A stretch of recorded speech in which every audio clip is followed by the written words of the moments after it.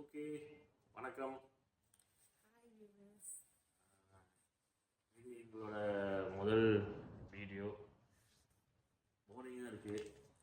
So என்ன பண்ணுறதுன்னு தெரியாமல் ரெண்டு பேரும் உட்காந்து பேசுனதில் வந்த ஒரு இது, நம்ம ஏன் ஏதாச்சும் நம்ம தான் சும்மா மூவிஸ் போகிறோம்ல.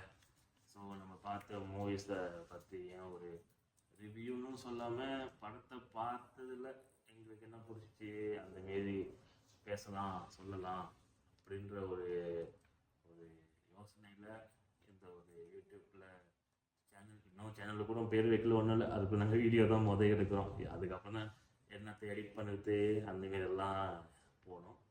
ஸோ ஒரு வியூவர்ஸோட ஃபீட்பேக்னு சொல்லலாம். எங்களுக்கு என்ன பண்ணுறதுன்னு தெரியல. ஸோ அதனால் ஆரம்பிக்கிற ஒரு இதாகவும் சொல்லலாம். அப்படின்னு பார்க்கும்போது இன்னைக்கு நாங்கள் போயிட்டு பார்த்த படம் என்னன்னா விஜய் ஆண்டனியோட படம் சக்தி திருமகன். ஓகே, இந்த படம் தான் இன்னைக்கு பார்த்தோம்.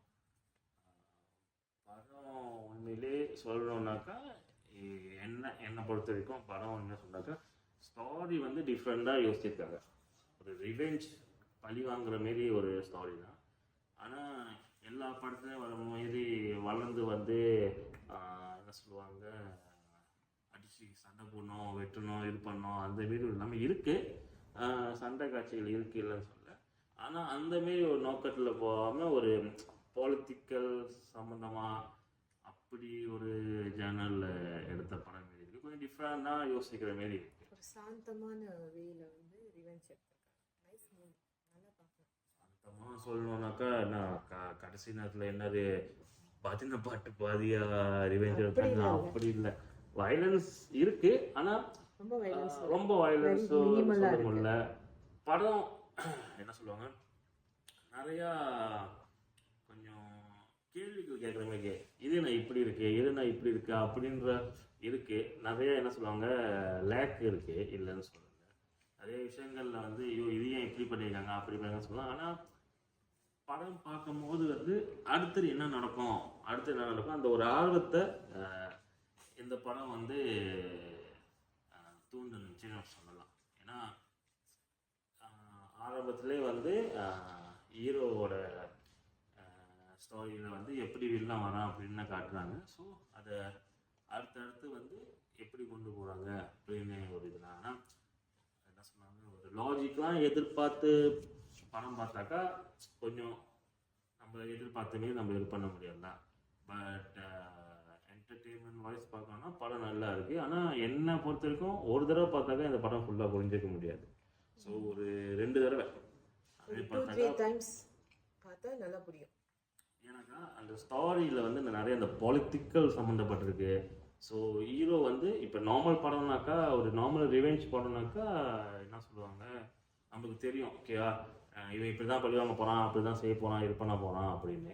இதில் வில்லனோட கேரக்டரே வந்து அவனோட எய்ம் என்னன்னே வந்து படம் கடைசி கட்டத்தில் தான் தெரியும் ஓகேவா. இவ்வளோ அந்த அவன் வில்லத்தனமாக அந்த வில்லன்ஸோட இதில் வந்து அவன் அவ்வளோ வில்லத்தனம் செஞ்சுருப்பான். ஸோ எதுக்காண்டி அவன் வில்லதான் இந்த படத்தில் வந்து அவ்வளோ கொடுமைகள் செஞ்சான்ற ஒரு விஷயமே வந்து அவனுக்கு என்ன வேணும்ன்றதே வந்து படம் கடைசியில் தான் தெரியும். மற்ற படத்துலலாம் வந்து படத்துலேயே நம்மளுக்கு அவன் சொல்லனாலும் பார்க்கும்போது நம்மளுக்கு தெரியும் அவனுக்கு இதுதான் வேணும், ஸோ இதனால தான் அவன் இந்த மாரிலாம் நடக்கிறான், கொலை பண்ணுறான், குத்துறான், இது பண்ணுறான், அது பண்ணுறான் அப்படின்னு சொல்லிட்டுன்னு. பட்டு இதில் வந்து இல்லை, கடைசியாக அது ஒன்று பிடிச்சிருக்கு. இன்னொன்று அவனை பழி வாங்கணும்னு நினைக்கிற விதமும் வந்து வேற மாதிரி இருக்கு, பொலிட்டிக்கலி கொண்டு போகிற மாதிரி இருக்கு படம்லாம். பட் என்ன எனக்கு வந்து எண்டிங் மட்டும், ஏன்னா எப்படி சொல்கிறது, வயலன்ஸ் ரொம்ப மினிமமாக வச்சுருந்தாங்க. பட்டு இந்த கிளைமேக்ஸ் மட்டும் கொஞ்சம் வயலன்ஸோட முடிச்ச மாதிரி இருக்குல்ல ஓகேடா. ஹீரோ வந்து வில்லனை கொல்லுற மாதிரி. ஏன்னா எப்படின்னாக்கா அவன் வில்லனுக்கு வந்து ஒரு இது வேணும், ஒரு லட்சியம் வேணும், ஒரு விஷயம் நடக்கணும் அப்படின்ற ஒரு இது இருக்குது. ஸோ அதை வந்து ஹீரோ வந்து எப்படியாச்சும் பிளான் பண்ணி அதை அவன் அடைய முடியாமல் பண்ணணும் அப்படின்ற ஒரு இது, ஓகேவா? ஸோ அவன் அதை செஞ்சிருந்தாக்கா ஓகே அதில். பட்டு அந்த வில்லனை கொல்லணும் அந்த அளவுக்கு செய்யணுன்ற அந்த ஒரு எண்டிங், அந்த கிளைமேக்ஸ் மட்டும் எல்லா மூவிலையும் பார்க்குற மாதிரியான ஒரு இது இருக்குல்ல. வில்லனோட நெக்ஸ்ட் மூவ் தெரியல, அடுத்தது என்ன நடக்க போகுதுன்னு. அதே மாதிரி ஹீரோவோட நெக்ஸ்ட் மூவும் என்னன்னு தெரியல. சஸ்பென்ஸாக போயிட்டே இருக்கு. படம் வந்து உண்மையிலே படம் பார்க்கும்போது என்ன சொல்லுவாங்க, நிறையா லேக் இருக்குது, இல்லைன்னு சொல்லல, நிறையா என்ன சொல்லுவாங்க, கொஞ்சம் கொஞ்சம் மிஸ்டேக்ஸ் இருக்கிற மாதிரி இருக்குது. ஓகே, ஆனால் அந்த மிஸ்டேக்ஸ்கள் இருந்தாலும் வந்து எங்களுக்கு அந்த படம் பார்க்கும்போது அடுத்து என்ன நடக்கும், அடுத்து என்ன நடக்கும்ன்ற அந்த ஒரு ஆர்வத்தை வந்து இந்த படம் வந்து கொண்டு வந்துச்சு. அதனால தான் வந்து தூங்காமல் கடைசி வரைக்கும் சீரியஸ்லி தூங்காமல் தூக்கம் வராமல் எடுத்து வாங்கிட்டு போன பாப்கார்ன்லாம் வந்து முடிஞ்சு, சில பேருக்கு இப்போ எங்கெல்லாம் வந்து பாப்கார்ன்லாம் முடிஞ்சிச்சுனாக்கா கொஞ்ச நேரத்தில் ஐயோ ஒன்றுமே இல்லையே பண்ணுறதுக்கு அப்படின்னு இருந்தானா, பாப்கார்ன் எல்லாம் முடிஞ்சும் ஏஞ்சிருக்காம இவங்களுக்கு வாஷ்ரூம் வந்துருச்சு அப்பயும் ஏஞ்சிருக்காம உட்காந்து இல்லை படம் முடிச்சுட்டு தான் போனேன், என்ன தான் நடக்குதுன்னு கடைசியாக அந்த இதில் தான் அந்த படத்தை பார்த்தோம். அதுதான் வந்து நம்மளோட ஹீரோ இப்போ விஜய் ஆண்டனியோட இந்த படம் வந்து அந்த அளவுக்கு எங்களுக்கு கொண்டு போட்டுச்சு. ஸோ என்னை பொறுத்த வரைக்கும் சக்தி திருமகன் படம் ஒரு தடவை பார்த்தாக்கா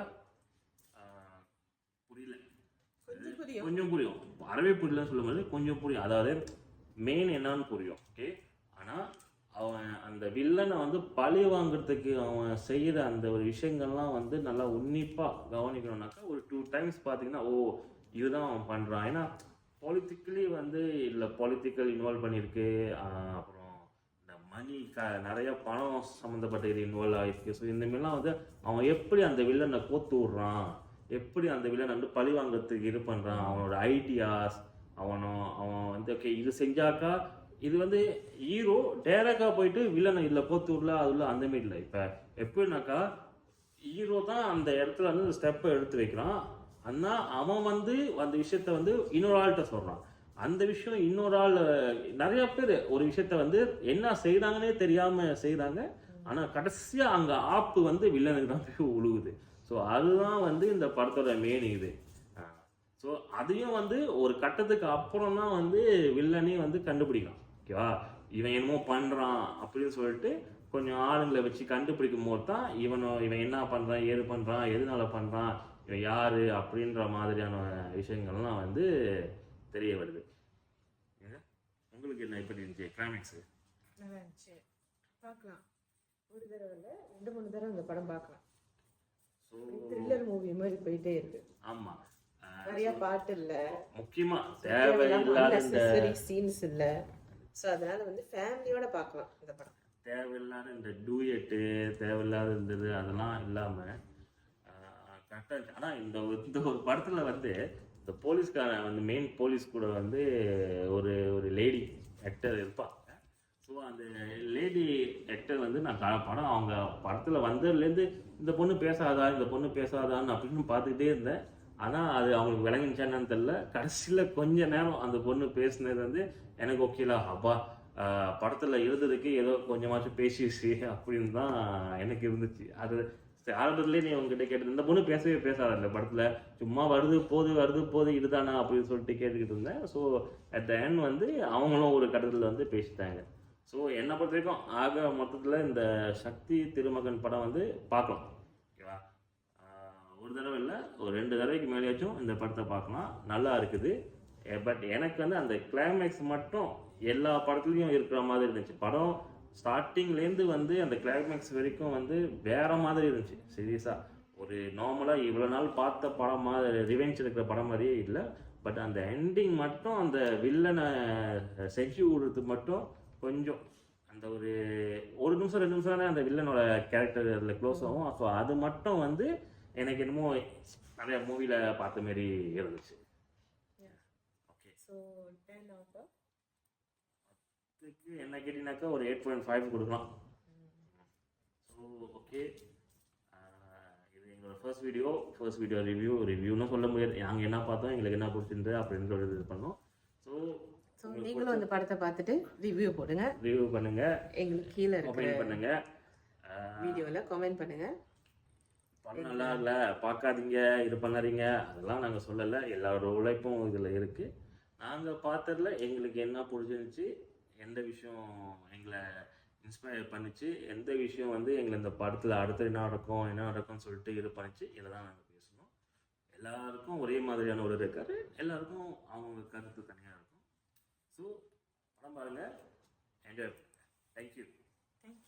பிடிச்சிருந்தா சப்ஸ்கிரைப் பண்ணுங்கள், கீழே கமெண்ட் பாக்ஸில் கமெண்ட் பண்ணுங்கள். Okay, see you in the next video. Bye bye.